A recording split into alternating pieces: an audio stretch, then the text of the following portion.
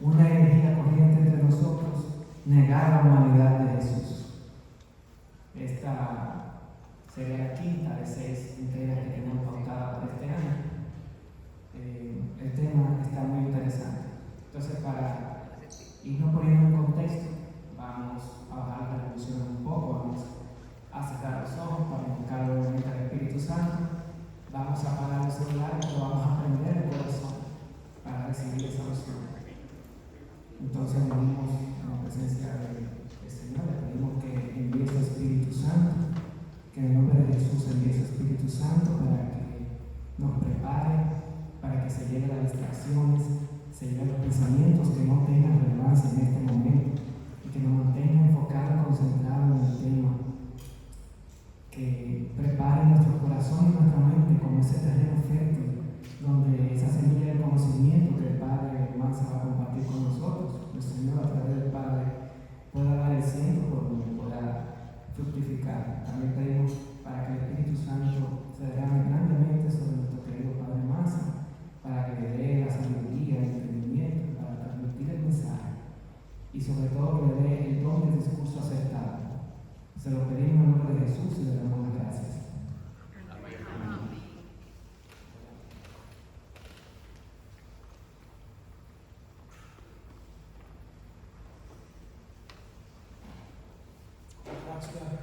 Invocación. Trataré de hablar lo más claro que puedo, estar un poco afónico, pero ustedes me están oyendo. Sí, muy bien.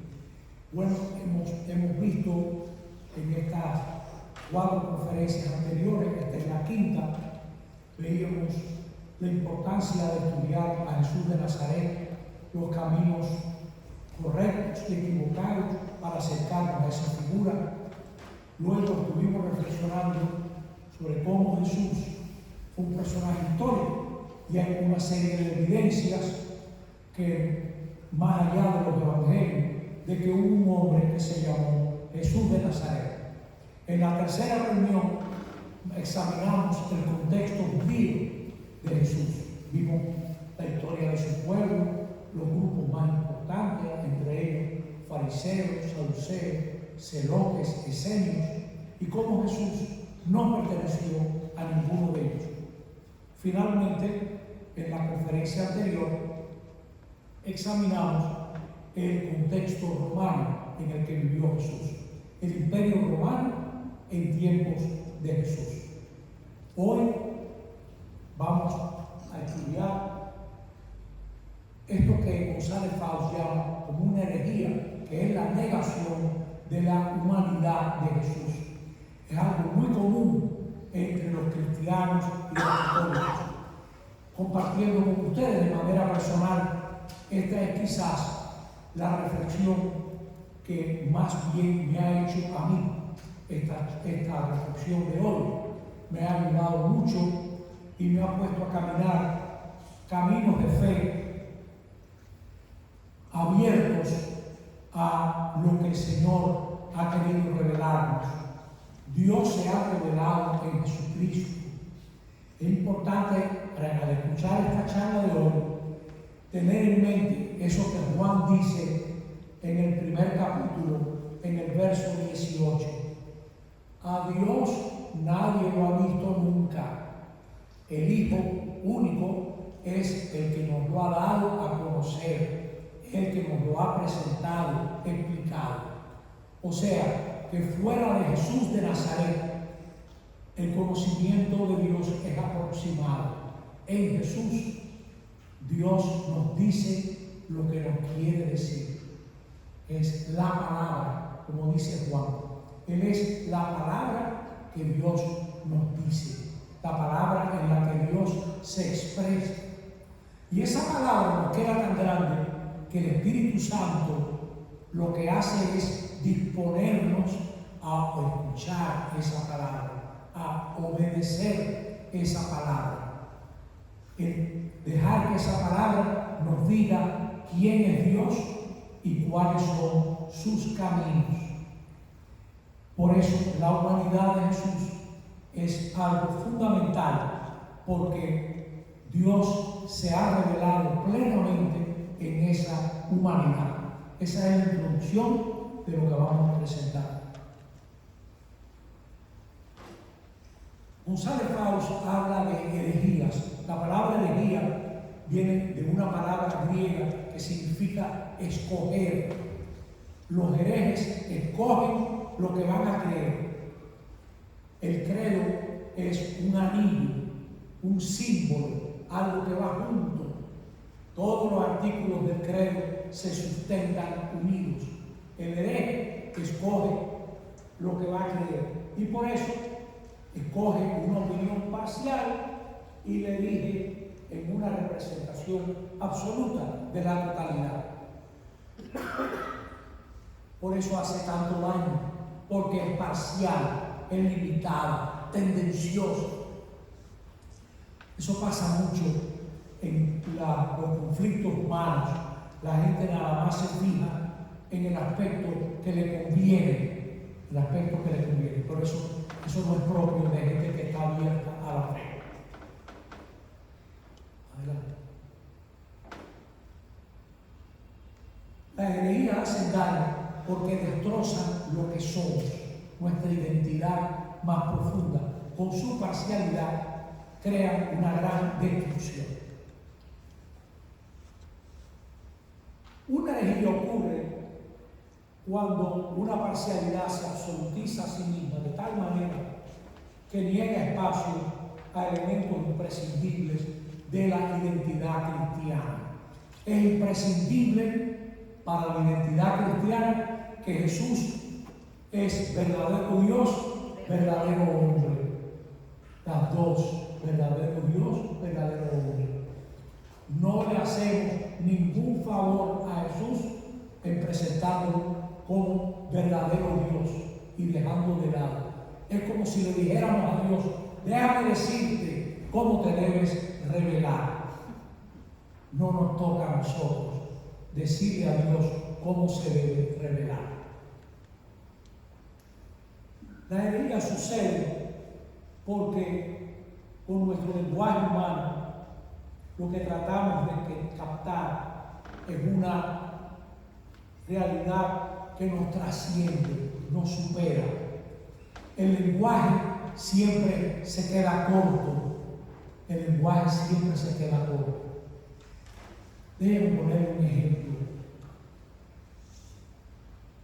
Para explicar lo que es la buena noticia, usted puede hablar todo lo que usted quiera, pero nada la explica tanto como una santa, un santo, una vida. Las palabras se quedan cortas ante una vida. Y usted se da cuenta que allí hay algo importante en esa vida. Y por más que usted hable, siempre la vida es mayor. Siempre la vida es mayor. La respuesta a una vida entregada en amor tiene que ser otra vida entregada en amor. Por eso el matrimonio es un compromiso donde una vida se entrega a otra. No bastan las palabras, es algo más pleno, más profundo. Entonces siempre nos quedamos cortos a la hora de hablar de algo que nos supera. Hay herejías materiales inconscientes que al ser compartidas comunitariamente desfiguran el rostro cristiano de la iglesia. Nos afincamos en una postura que no tiene por qué endurecerse. Por ejemplo, la iglesia se expresó al comienzo en arameo, la primera comunidad, pero muy pronto entró en el griego y muy pronto entró en el latino. Y hay que seguir entrando. Había obispos que criticaban a los misioneros que traducían los textos cristianos a la lengua de los eslavos. Y el Papa en ese momento le dijo: pero hay que seguir hay que seguir traduciendo. No hacemos nada aferrándonos a formas viejas, como si eso fuera lo único. Eso sería una postura parcial. Hay que criticar nuestros presupuestos, porque hay herejías inconscientes que destruyen la identidad cristiana. Hay presupuestos básicos, nunca examinados ni cuestionados, que orientan o atentan contra la pluralidad imprescindible. Lean ustedes la tercera. Tenemos la riqueza de la fe. Muy bien. Y la cuarta, nos amenazan por llevarnos a una especie de pensamiento único. Llevarnos a una especie de pensamiento único. El pensamiento único siempre genera división, porque responde a intereses, a una postura que quiere manipular, etc. Pero voy a poner un ejemplo. Cuando se escribieron las leyes de Burgos en 1512, que querían defender a los indios, había españoles que decían que los indios vivían lejos, porque vinieron de lejos, fueron los españoles. Los indios no vivían lejos, los indios estaban en su tierra, pero ellos querían que los indios vivieran cerca. ¿Cerca de qué? De las minas. Cerca de las minas, para catequizarlos. Se reunía minería con catequesis, lavar oro en el río con catequesis, porque ahí hay un interés y solamente se puede evangelizar al indio que esté trabajando a favor mío, al indio que me hayan encomendado. Eso es un pensamiento único. Por eso hay que examinar, hay que cuestionar esos presupuestos. Adelante. Vamos a tratar hoy sobre la humanidad de Jesús de Nazaret. Vamos a examinar ese aspecto. Veamos. No se respeta la humanidad de Jesús cuando se reconoce que Jesús era humano, pero no tanto. No tanto. ¿No? Entonces, le queremos crear una especie de humanidad sintética, como si le hiciéramos un favor a Jesucristo. Y eso no es ningún favor. Parece imposible reconocer una psicología humana como la nuestra, sujeta al error. No hay pecado en el error. No hay ningún pecado en equivocarse. No hay ningún pecado. Sujeta al error de ignorancia, la debilidad, la angustia, el miedo, la sensación de fracaso.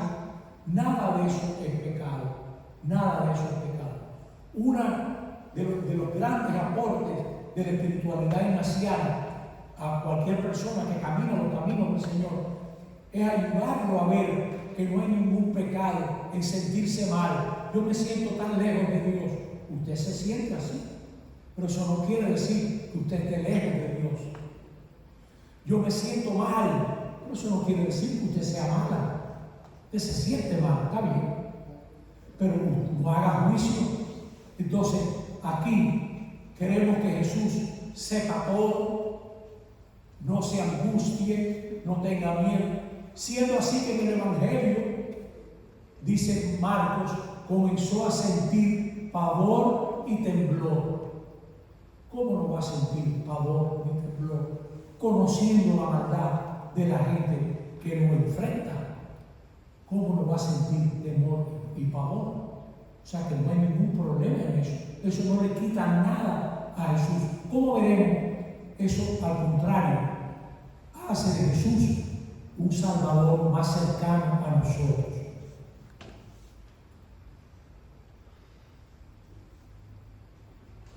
Hay rasgos que parecen incompatibles con nuestra idea de Dios y la dignidad divina. Ya veremos dónde está el problema en esta manera de abordar, porque nosotros pensamos que Jesús, por ejemplo, para mucha gente, Jesús puede sufrir, pero no ignorar. Puede sufrir, pero no ignorar. ¿Qué cosa es más frágil? ¿Sufrir o ignorar? Vamos a ver, seguimos. Hay gente también que tiene una idea platónica del cuerpo, como una cárcel del alma que no la afecta. Para ellos, muchos de el cuerpo no es un componente de mi existencia, de quien yo soy, pero en realidad no es que yo tenga un cuerpo, es que yo soy mi cuerpo. Yo soy una persona, un cuerpo. Es una dimensión que va junto con mi ser, el que yo estoy en mi ser, mi cuerpo. Aquí hay un error, deducir cómo tendría que ser la humanidad de Jesús desde su idea previa de Dios y de la realidad divina. Hay una gente que se hace una idea de Dios y entonces se la aplica a Jesús. Le hacen el favor de sacarle cédula divina a Jesús. Ellos son los que le sacan el acta a Jesús. Ven que te voy a declarar divino. Es un disparate.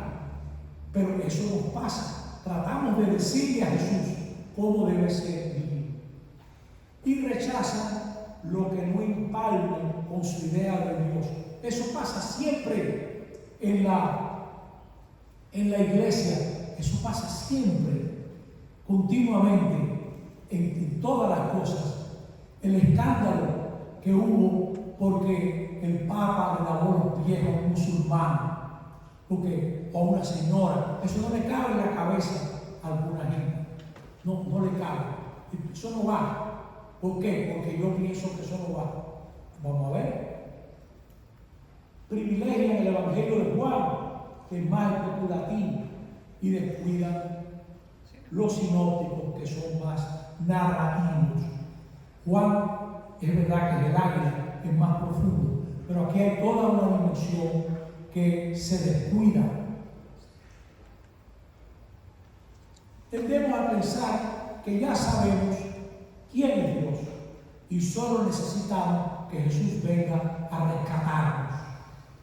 Pero nosotros necesitamos que nos digan cómo es Dios para poder amarlo y seguirlo.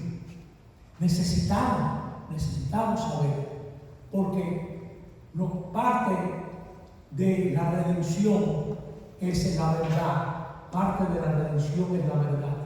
Hay una frase muy profunda de Jesús en el Evangelio de Juan, en el capítulo 17, donde Jesús dice: esta es la vida eterna, que te conozcan a ti, Padre, único Dios verdadero, y a tu enviado Jesucristo.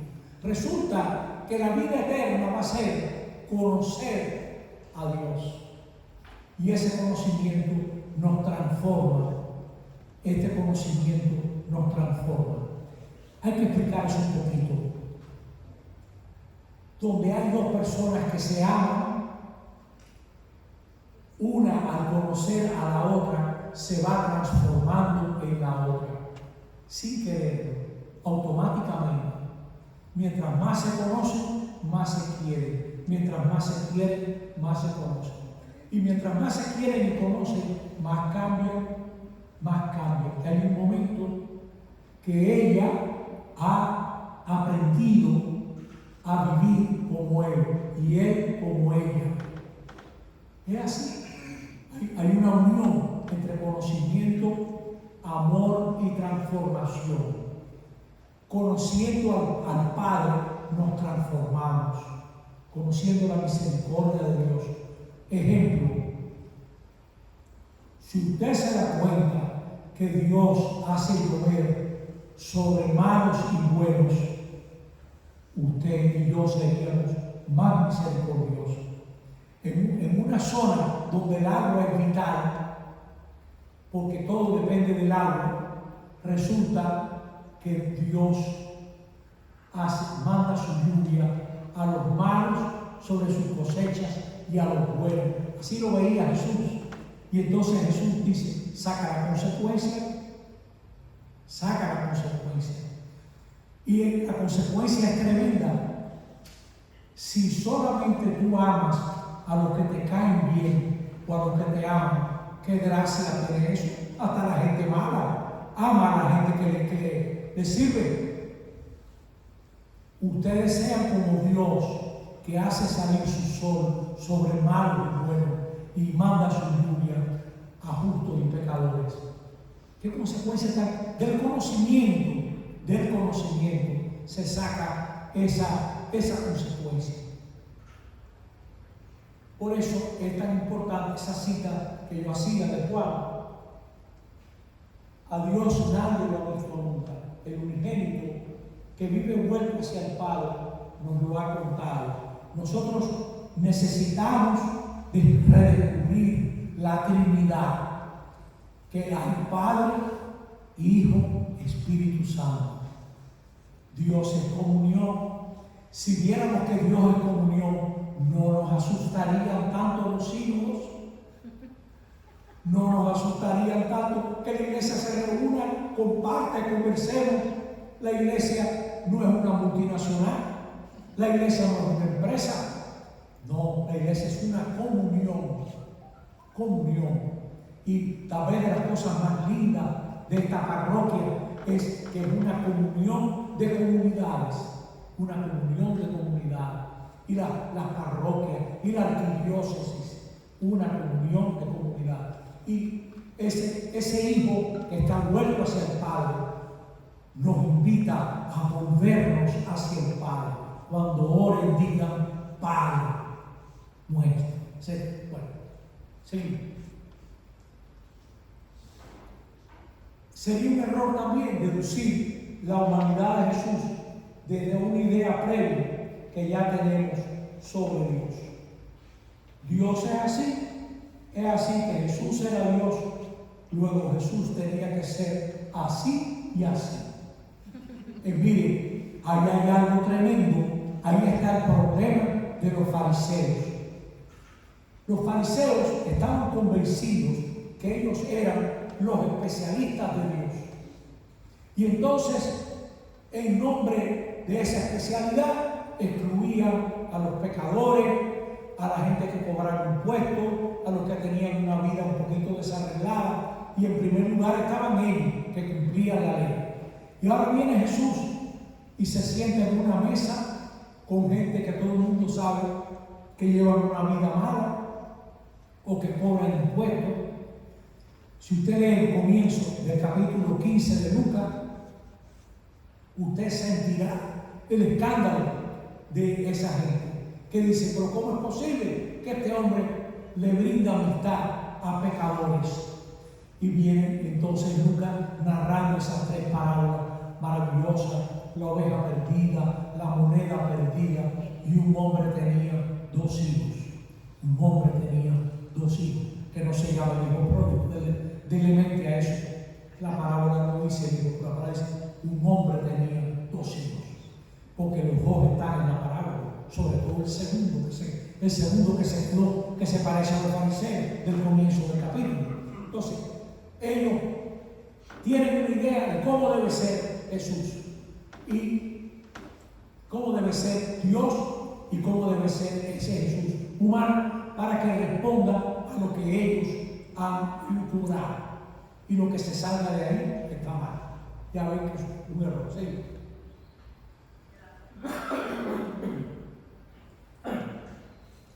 Esta es la forma.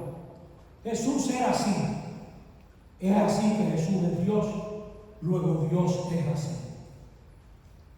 Resulta que Jesús presenta al padre del hijo pródigo abrazando al pecador. Dios es así. Resulta que levanta a la mujer pecadora que le iban a caer a pedrar, la levanta. ¿Quién te ha condenado? Yo tampoco te condeno. Vete, no peques más. Jesús toca al leproso. Jesús dice: Dios quiere adoradores en espíritu y verdad. Dice Jesús: si al ir a presentar tu ofrenda en el templo te acuerdas que tu hermano tiene algo contra ti. Dios es así. Dios es así. Y tiene esa misericordia. Misericordia quiere y no sacrificios. Dice: citando al profeta Oseas. Es una idea de Dios que escandaliza, porque resulta que Dios está más de parte de nosotros que nosotros. Dios está más de parte mía que yo mismo, y por eso puedo creer en Dios, me puedo fiar de Dios, porque se revela así. Jesús revela un Dios diferente.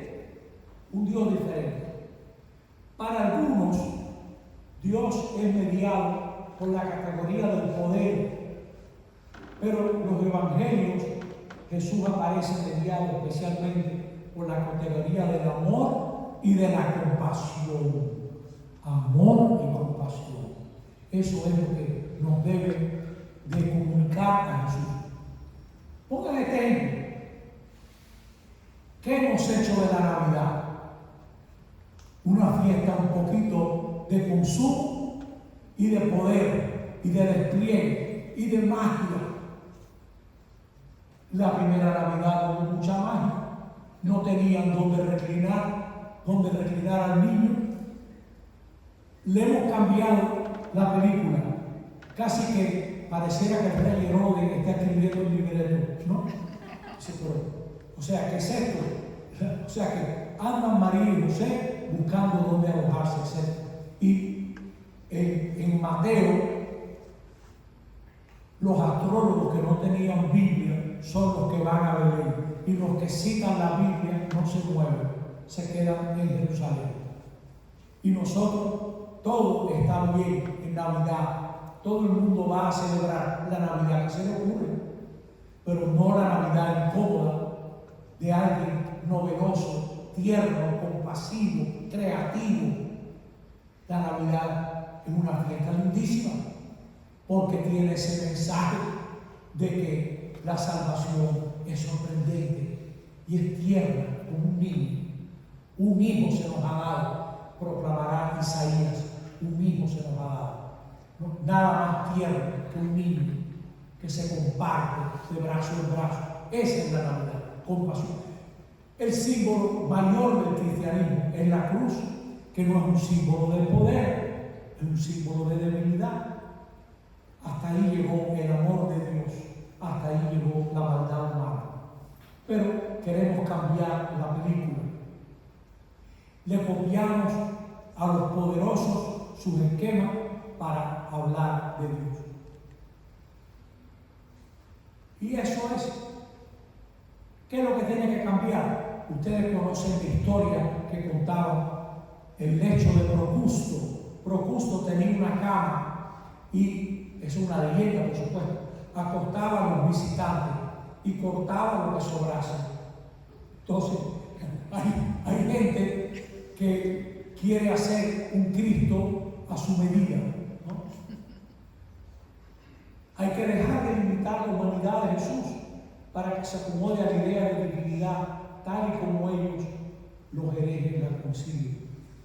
Por ejemplo, si este hombre supiera qué clase de mujer lo está tocando, no dejaría que esta mujer lo tocase. Y esa mujer le está lavando los pies, ungiendo, secando sus cabellos. Ese es Jesús y ese es Dios. Y resulta que esa mujer agrada más a Dios que el fariseo que la está criticando.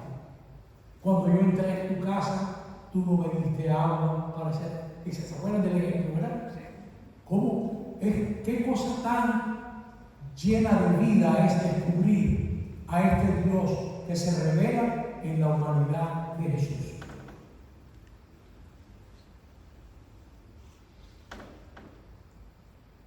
La carta a los Hebreos, en un pasaje que hemos citado varias veces, nos revela que Jesús se igualó en todo a nosotros. El pecado es negación del humano, por eso Jesús no fue pecador. El pecado no es afirmación del humano, es negación de la humanidad, en muerte, en egoísmo, en exclusión. Todos los conceptos de divinidad que tiendan a apartar a Jesús de nosotros niegan al Dios verdadero, al Emmanuel, Dios con nosotros. No sé si ustedes se recuerdan de un pasaje del Evangelio de Marcos donde un hombre que está poseído del mal espíritu usa 3 frases contra Jesús. Y la primera es: ¿qué tienes tú que ver con nosotros, Jesús de Nazaret? Así es el maligno, el espíritu del mal. Dios acercándose y el mal lo que quisiera es apartarlo. ¿Qué tienes tú que ver con nosotros, Jesús de Nazaret? O sea que esa postura no es la postura de Dios.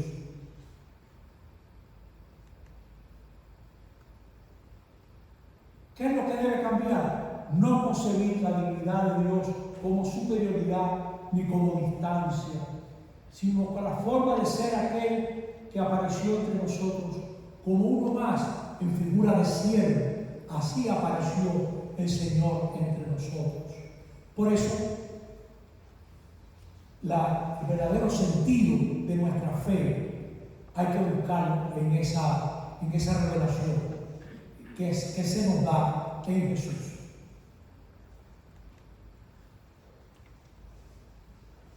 Jesús se despojó de su condición divina, se anonadó, renunció a su divinidad.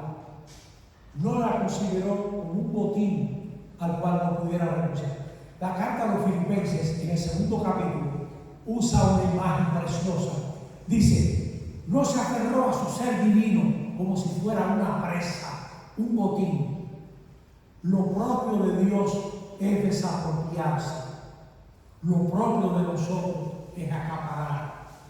Porque nosotros perdemos lo que damos. Dios posee lo que entrega.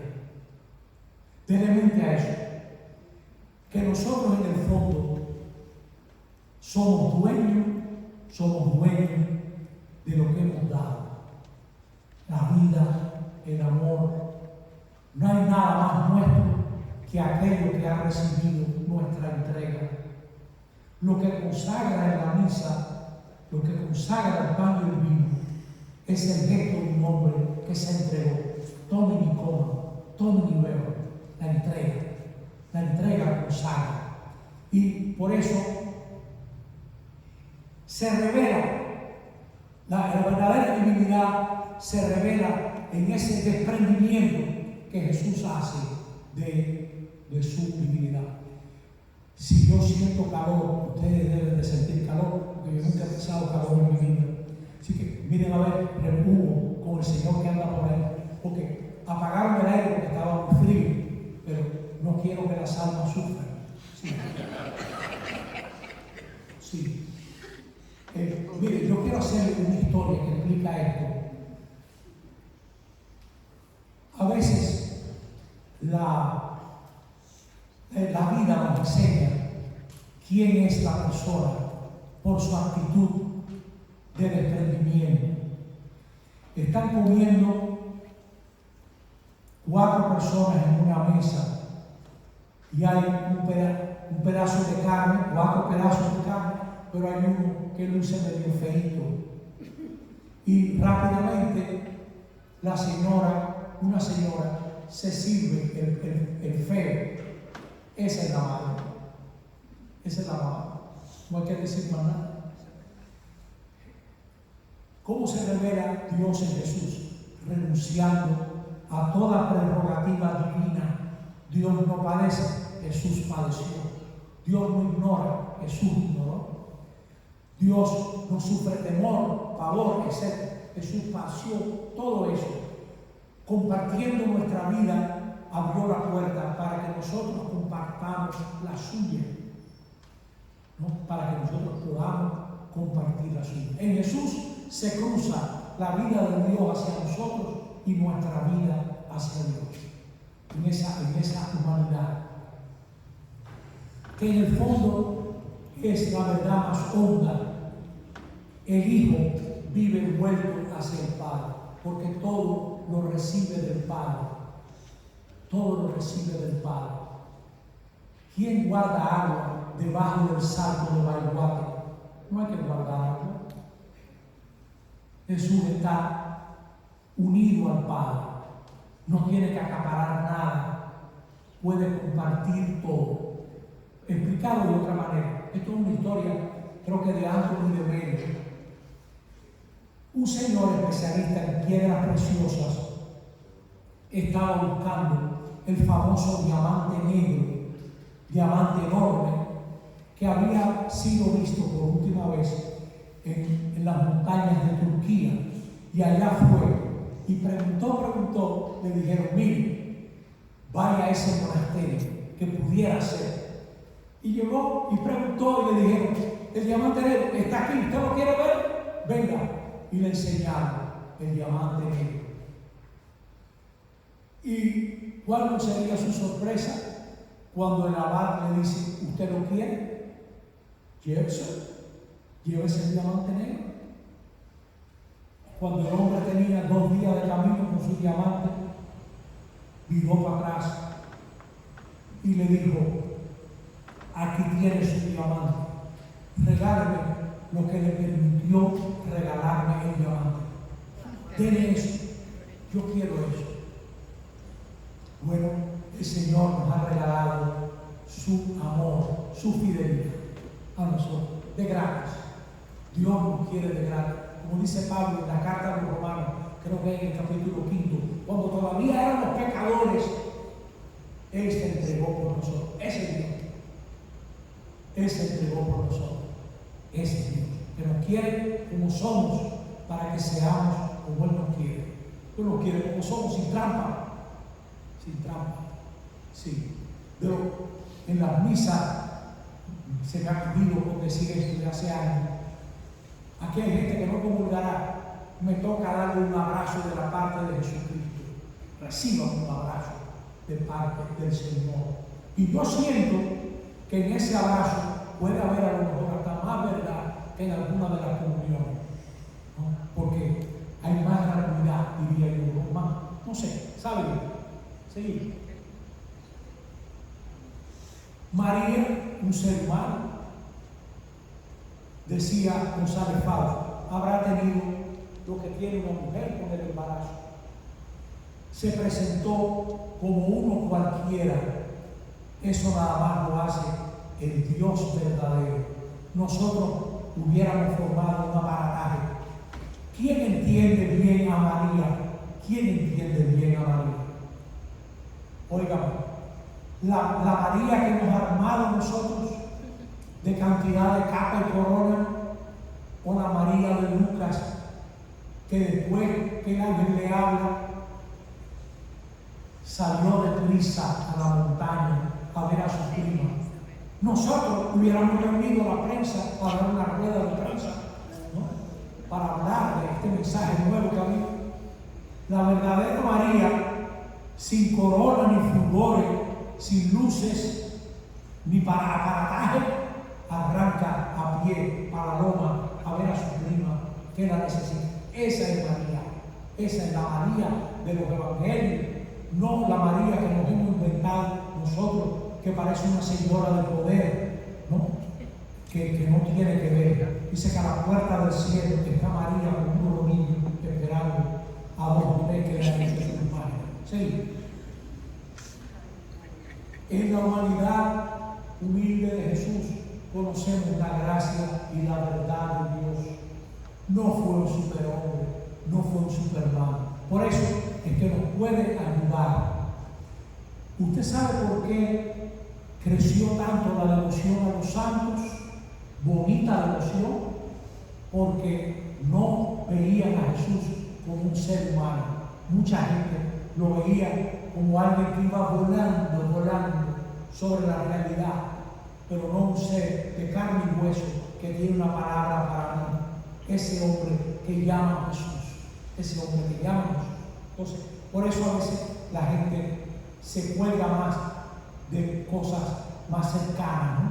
Pero necesitamos redescubrir a Jesucristo.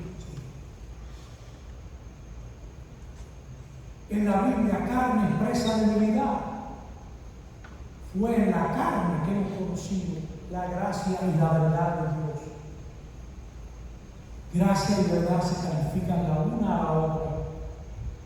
La misericordia firme, auténtica, fiel, verdadera, el don de la verdad que se nos ha regalado como un don. Van juntas. Verdad, fidelidad, verdad, gracia también. Dios es tan leal que siempre es sorprendente ante la maldad. Dios es tan compasivo que comunica su verdad, que la gran verdad es el amor. La verdad mayor es el amor. No, la verdad nunca es criminal. Siempre es compasiva.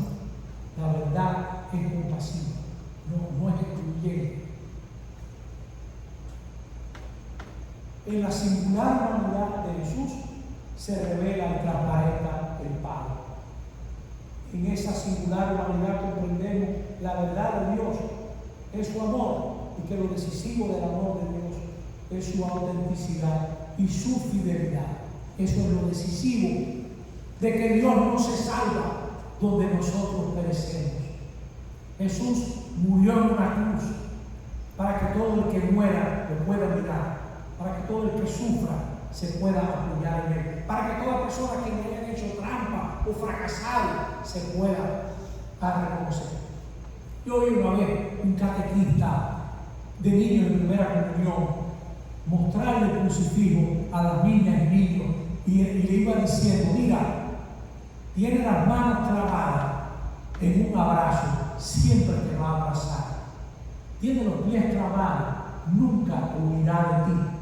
Y si no logras expresar lo que le quieres decir, tiene el costado abierto para que puedas entrar como tú eres. O sea que así hemos conocido a Dios. Así hemos descubierto ese amor. Si a usted le gusta esta reflexión, no se acueste esta noche sin leer el capítulo 3 de la carta a los Efesios 3, donde Pablo dice: ojalá ustedes conozcan el amor de Dios que supera todo conocimiento, la profundidad, la altura, la anchura del amor de Dios que supera todo conocimiento. Efesios 3. Y entonces acaba con una oración: aquel que puede hacer más por nosotros de lo que pensamos y queremos, sea la gloria. Dios puede, qué lindo, Dios puede hacer más por nosotros de lo que pensamos y queremos. ¿Usted se cree que la única gente que inventa para nuestro provecho somos nosotros? Dios siempre está inventando qué nos puede dar para ayudarnos, qué nos puede dar para encaminarnos. Vamos atrás un momento. En Marcos, el centurión, al ver cómo murió Jesús, dice: verdaderamente este hombre era hijo de Dios. Lo que está viendo el centurión es un condenado en la cruz, pero de alguna manera aquel soldado entendió que en ese hombre desbaratado había una revelación de Dios. Verdaderamente este hombre era hijo de Dios. Así casi termina el Evangelio de Marcos, con un soldado romano proclamando. Seguimos. ¿Qué misterio? Que nos enriqueció con su pobreza. Se hizo pobre para enriquecernos con su pobreza. Nos hace. O sea que ayer en el Evangelio leíamos cómo salieron a recoger a todo el que estuviera por los caminos. Esa es la iglesia. Nosotros somos los que recogieron. Y aquí estamos recogidos.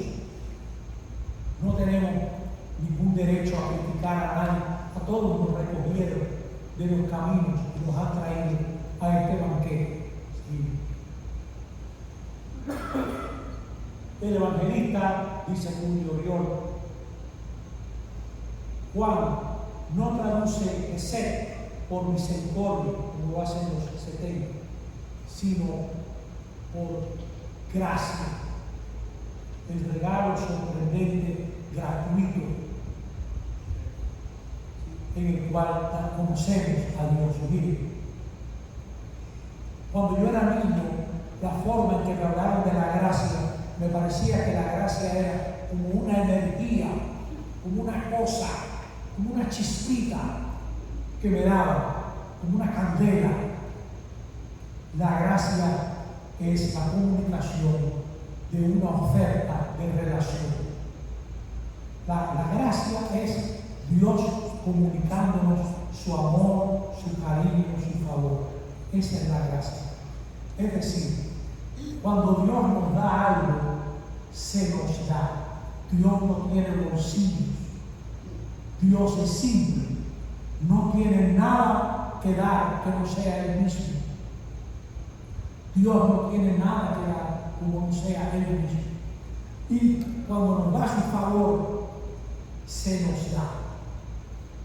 Cuando nos da su favor, se nos entrega para cambiarnos, para encaminarnos, para fortalecernos, para atraernos a lo que verdaderamente nos pone en caminos nuevos.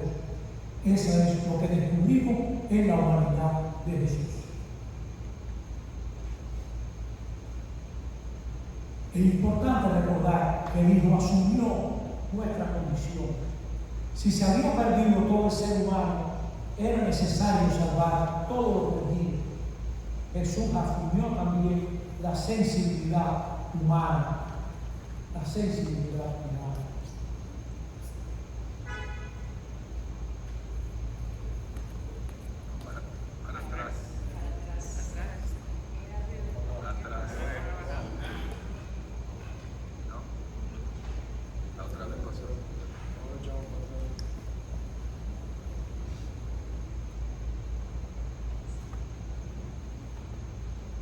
Muchas gracias.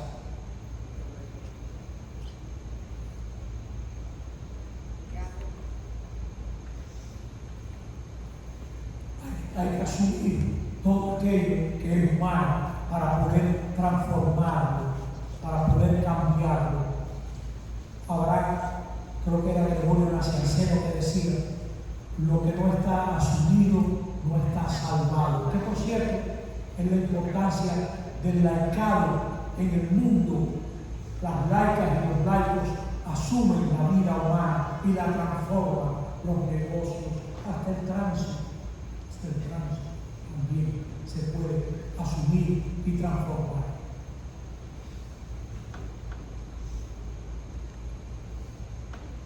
Ahora vienen unas consideraciones personales mías. Adelante. El Padre no se nos reveló en un robot, sino en un ser humano. Importante recordarlo. Adelante. El Padre se revela en un hombre de carne y hueso, un hombre concreto. Qué valor tremendo de la humanidad, qué respeto por la humanidad. Seguimos.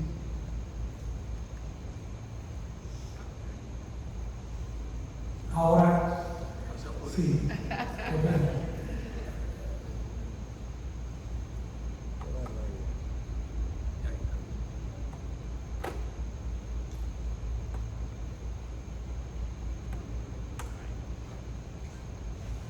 Si Jesús no era divino, no nos salvó. Sé que otro personaje más que se quedó ahí atrás en la historia. Recordamos a Juan Pablo Duarte, recordamos a Napoleón, recordamos a Juan 23. No, Jesús no se quedó atrás. Jesús es divino, toca nuestro ser, toca todo ser. Dice que en él recapitula todo, dirá la carta a los Colosenses, la carta a los Efesios, recapitula todo en él. Adelante. Pero si no fue humano como nosotros, entonces, ¿sabe Dios a quién salvó? A gente de otro planeta. Porque tiene que ser humano como nosotros para salvarnos. Hemos hecho la experiencia de salvación. Nos salva en nuestra condición humana porque la asumió hasta el fondo. Más abajo de Jesús no queda humanidad. Como decía Gregorio de Nacianzo, solo lo asumido ha sido salvado. Y para salvarnos el Hijo asumió toda nuestra condición para transformarla. ¿Sí? Y eso es lo que hemos repetido como el texto de este curso. Puesto que esos hijos son de carne y sangre, Jesús también experimentó esa misma condición, que al morir le quitó su poder al que reinaba por miedo a la muerte, es decir, el diablo. La gente, por miedo a la muerte, se aferra al dinero, a los placeres, a la mala vida, al poder. Muriendo, Jesús relativizó todo eso. No hay que aferrarse. De este modo liberó a la humanidad que por miedo a la muerte permanecía esclava en todos los aspectos de su vida. Somos esclavos, el miedo esclaviza y nos aferramos. Seguimos. Jesús no vino para hacerse cargo de alguien, sino de la raza de Abraham. Por eso tuvo que hacerse semejante en todo a sus hermanos y llegó a ser el sumo sacerdote lleno de comprensión, pero también fiel en el servicio de Dios que les consigue el perdón. Él mismo ha sido probado por medio del sufrimiento, por eso puede ayudar a todos los que son probados. Por eso puede ayudar a todos los que son probados. Comparte nuestra situación.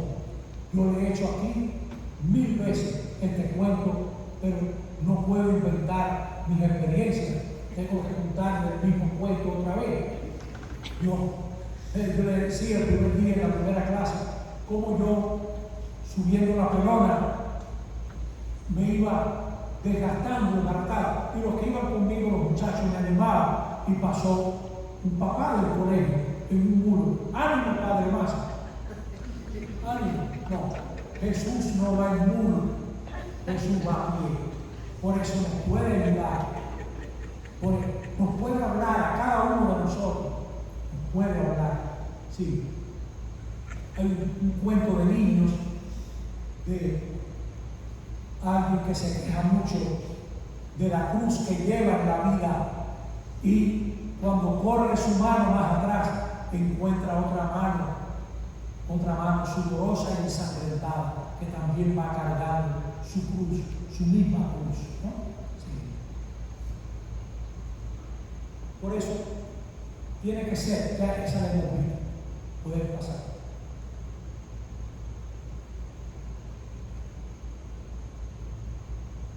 Por venir de parte de Dios, realiza una misión de fidelidad. Y por ser como nosotros, por vivir una vida y una muerte como la nuestra, puede compadecerse y nos puede ayudar. Con su perdón, Él nos abre un camino nuevo. Y ese es el camino que tenemos que preguntar. ¿Podemos recorrerlo con los evangelios? No se pierda la próxima reunión. ¿Podemos caminar ese camino con los evangelios? Tenemos pues un sumo sacerdote que ha entrado en el mismo cielo, Jesús. Eso es suficiente para mantenernos firmes en la fe. Seguimos. No se queden indiferentes ante nuestras debilidades, porque probado en todo al igual que nosotros, excepto el pecado. Acerquémonos con confianza al Dios de bondad a fin de tener misericordia. Acerquémonos con confianza, que es uno de nosotros.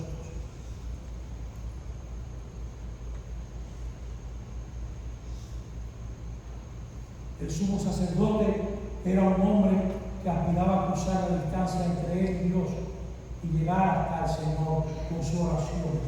Esa era una gran aspiración, pero no lo lograba. Lo que lo logra es el Hijo que llega hasta nosotros.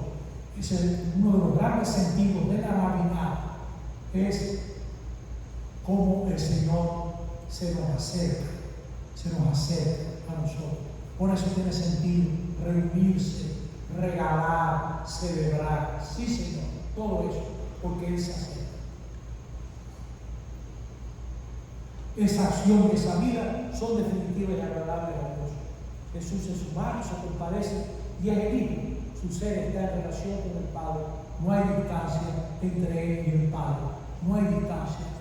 Quien me ve a mí, ve al Padre, dirá Jesús en el Evangelio de Juan.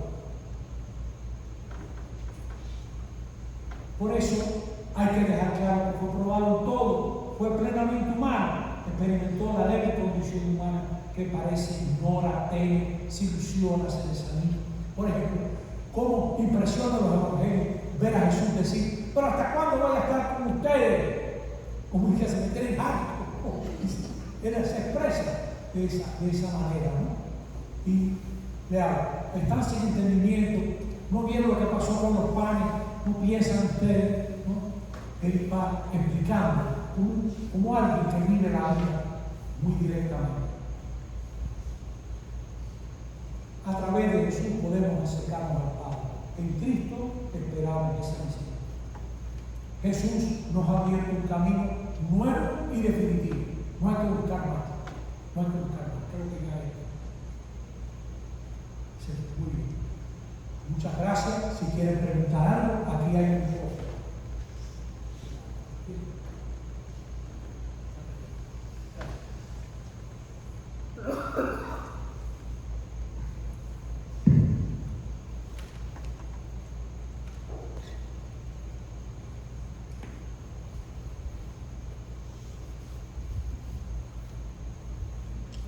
¿Tienen preguntas?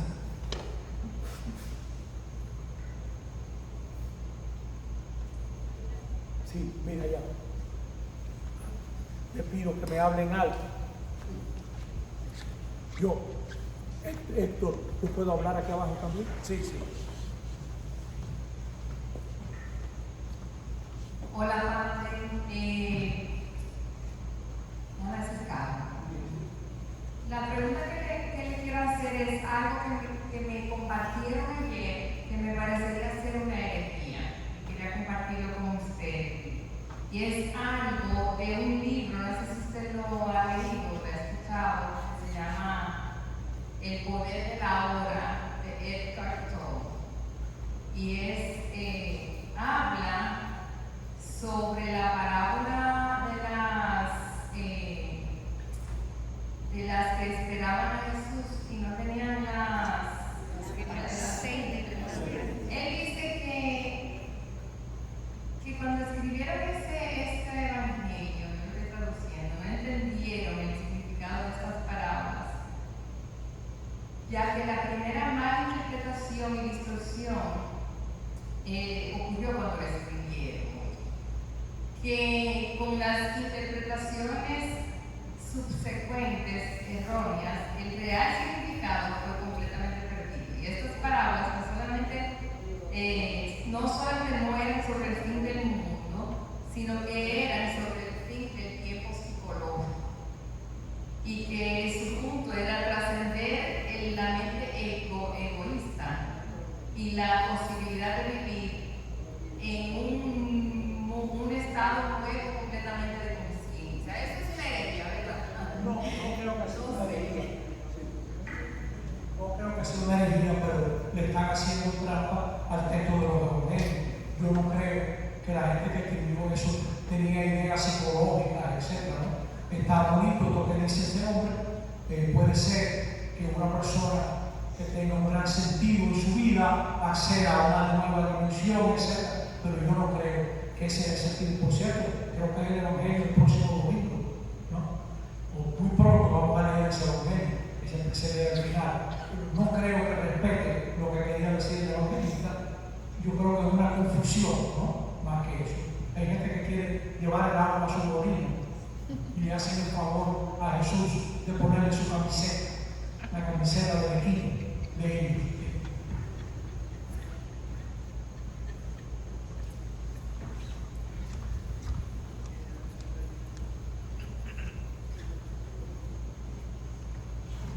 Buenas noches. ¿Usted me escucha, padre? Sí. Cuando usted hablaba de Dios Padre, usted decía que Él se da y que eso basta. Que Dios se da entero y que eso basta. Yo traje a mi pensamiento la situación de los padres con sus hijos. Y decía como, pues si eso es suficiente, ser un padre de esa manera, ¿por qué nosotros, por ejemplo, en mi casa, tengo que entrar en negociaciones, o sea, con los jóvenes, como están ahora? O sea, ¿cuál sería la forma en la que uno pudiera ser ese padre que se da y que basta ante las situaciones que estamos viviendo con nuestra juventud? Hay que tener cuidado de no usar la Biblia como un libro de recetas, porque las situaciones cambian. Ahora, los jóvenes siempre van a ser jóvenes. Los jóvenes de todos los tiempos causan muchos problemas, gracias al Señor. Porque si no causaran problemas, no serían jóvenes. Oigan, ¿qué mundo tendríamos si eran viejos repetidos? ¿Qué es eso? Tiene que haber gente que traiga algo nuevo. Y nosotros hemos fallado en tantas cosas que hagan un mundo mejor que nosotros y que vean lo que falla. Ser un buen viejo es admirar jóvenes, ¿no? Digo yo. Y ser un viejo cascarrable es creerse que nosotros éramos lo último y los demás en decadencia. Eso es una indecencia. O sea que se entiende lo que espero que se entienda lo que estoy diciendo. Entonces, ciertamente que hay que darse a los hijos. Y Dios sabe lo lindo que yo hablo porque yo no tengo hijos. O sea, hay que darse, sí Señor. Pero Jesús mismo dijo que hay que ser sencillo como paloma y astuto como serpiente. Es decir, usted tiene que negociar, pero claro que sí que hay que negociar con los muchachos. Sí, y escuchar y ver qué es lo que dicen, etc. Y ceder por aquí y apretar por allá. Todo eso tiene que ser, porque son seres humanos y sobre todo hay que tener respeto. Esa personita que tiene 13, 14 años, el Señor sabe lo grande que es una adolescente, ¿sí? Que rima con demente. Todo eso hay que llevarlo con mucha paciencia, porque ya hay un mundo nuevo que viene, hay un mundo nuevo. Y esa gente que te saca la piedra es un palo hecho de una madera. Por eso sabe dónde te duele. El adolescente te saca la piedra, que sí, te saca de quicio, porque conoce todas tus llaves y más. O sea que excelente. ¿Qué es lo que hay que hacer? Primero, paciencia, que es ciencia de paz, de estar en paz. Usted se altera, ya perdió. Ya perdió, porque el adolescente le va a decir, yo no puedo hablar con una persona tan loca, yo no puedo hablar con alguien que no me toma en cuenta, no puedo hablar con alguien tan desquiciado. Usted tiene que ser paz como una rana, así, tranquilidad, y oír y dejar. Y entonces usted se expresa con su verdad, con lo que usted tiene, porque usted tiene un punto, y si usted lo logra comunicar con respeto, esa persona puede ser que usted aprenda. Lo que usted no puede esperar es, ya yo me entregué, obedecer. Eso no funciona. Usted se entregó, pero aquí hay un mundo nuevo, rodeado por una cultura que ha cambiado muchísimo, que apenas estamos empezando a comprender que no comprendemos. Y ahí hay que ir al paso, ¿no? Entonces, el amor debe de bastar, así es. Pero entre seres humanos, el amor necesita también su negociación, porque el Señor nos llamó a que nos amásemos y nos amasemos. O sea, ahí, allá hay que ir, ¿no? Poco a poco, que hasta los ríos unen las piedras que llevan. Yo no sé si he respondido, pero yo lo que les puedo decir es que en el Evangelio no hay recetas. Lo que hay es una invitación a amar incondicionalmente, pero con astucia, con sabiduría, hay que negociar, hay que ver qué vuelta, cómo uno le busca la vuelta y cómo uno provoca un ser humano. Y siempre con el principio de oro, mejor tener hijos que tener razón. Mejor tener hijos que tener razón. Mejor tener hija que tener razón. Vamos a tener hija, vamos a seguir luchando. Uno no pelea a los puños, uno pelea abarcando. Clinche, que no te puedan dar ninguna. Ir rápidamente a eso, a ver qué vuelta usted le busca. Bueno, hasta ahí llego.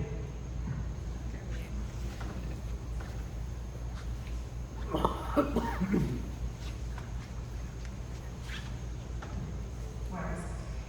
llamó mucho la atención lo que usted mencionaba sobre esta tendencia de ajustar a Dios a la concepción que uno tiene de quién es Dios.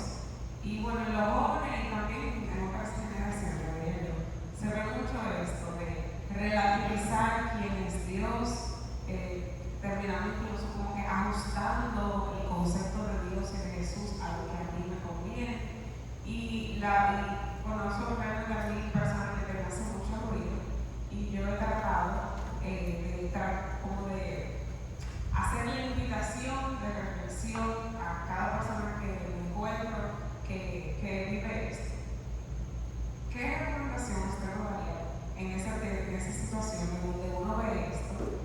Que me pasa incluso con personas sacerdotes, así que en un diálogo encuentro estas diferencias y por respeto yo simplemente digo, uno doy un paso atrás y no hago nada. O sea, como que cómo uno entra en un diálogo frente a esta situación. Sí. Mire, algo bueno que está haciendo, que todavía está viva, sí. Porque todas estas discusiones a veces generan mucha violencia. Mire, por más que usted quiera, usted no va a crear apertura en otras personas. Usted va a generar apertura si usted respeta, si usted dialoga, y habrá gente que a lo mejor vea su punto de vista, ¿no? Pero generalmente hoy en día hay mucho miedo, y el miedo engendra inseguridad. Mira, no es casualidad que muchas religiones son muy estrictas, porque la gente está buscando cosas estrictas.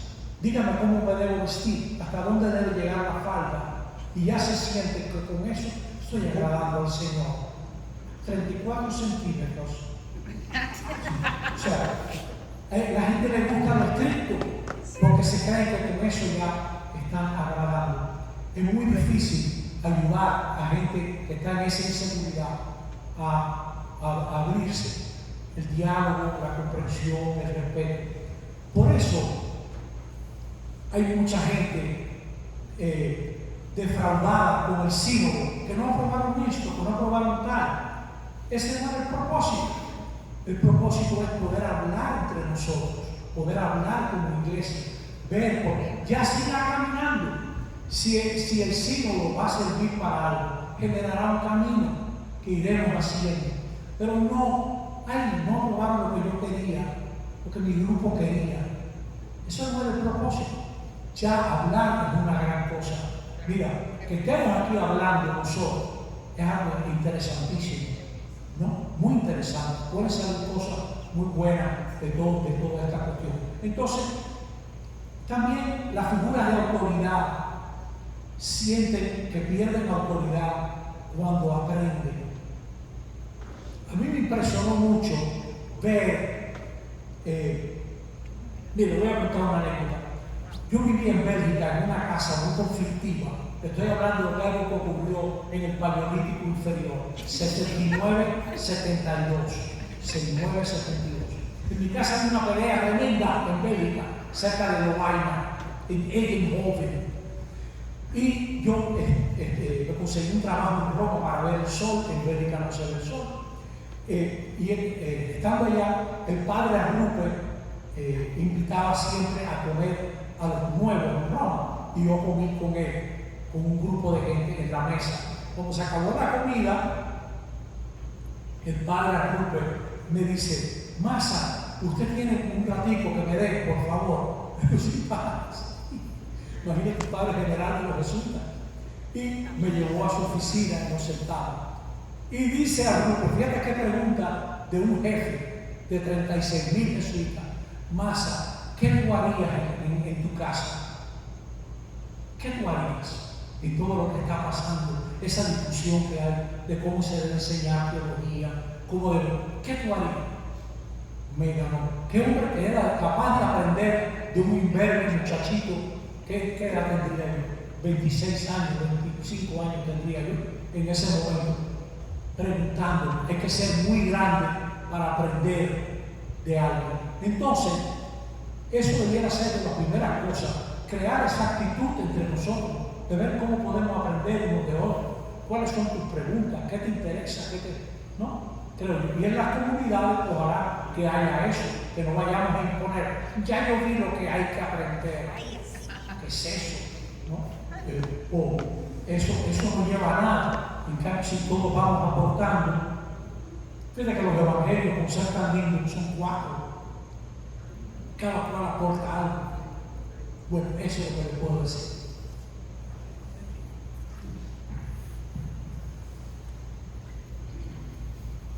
Padre Maza, en la historia de la iglesia han habido herejías muy conocidas, pero no sé si estoy equivocada, pero en este tiempo yo siento que los católicos estamos muertos de miedo al mundo afuera. Y es como que cuando nos supimos las respuestas nos cambiaron las preguntas, y eso lleva a herejías y a ese tal vez radicalismo que usted oye, a ese miedo a la humanidad de Jesús. ¿Qué usted opina sobre eso? Bueno, hay de todo. Hay miedo, hay radicalismo, sí. Hay también mucha indiferencia. A mí me sorprende que haya tanta gente en una iglesia un miércoles en la noche viendo estas cosas. Que bueno, que interés tan bonito, ¿verdad? O sea, hay de todo. Pero yo creo que poco a poco se abre paso este tipo de conversación en las iglesias, etc. Vamos caminando. Me preocupa más la falta de profundidad, la necesidad de orar, de interiorizar, de dejar que Dios me diga algo. Mire, si esto va a servir la iglesia, es por lo que el Señor nos quiera comunicar. El único que inventó bien esto fue Jesucristo. Y algo tiene que decirlo, porque a nadie se le ocurre más que a Jesús hacer iglesia con la gente que no es iglesia. No. Eso es un invento tremendo. Entonces él, que fue que inventó esto, que nos diga. Y eso viene en la oración. Me asusta que tenemos poca oración. Y también esos miedos. Pero también hay muchas cosas interesantes. Hay vida parroquial, reuniones de comunidad. Gente que ha mantenido la fidelidad a su reunión durante años. Oye, hay algo, ahí hay un camino. Gente que son hermanos en la comunidad, verdaderos hermanos, que tienen una vida de comunidad preciosa. Ahí hay algo muy bonito también. Es verdad que hay miedo, sí, pero hay también cosas muy lindas que van andando. Señores, creo que está bien por hoy. Vayan bien. Gracias.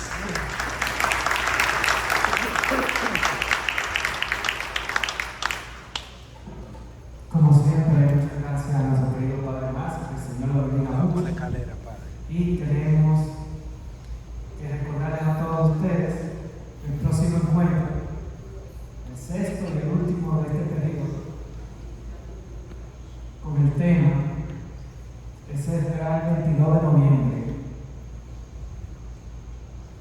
¿Podemos fiarnos de los evangelios a la hora de conocer a Jesús de Nazaret? Ese es el tema del próximo. Se va a poner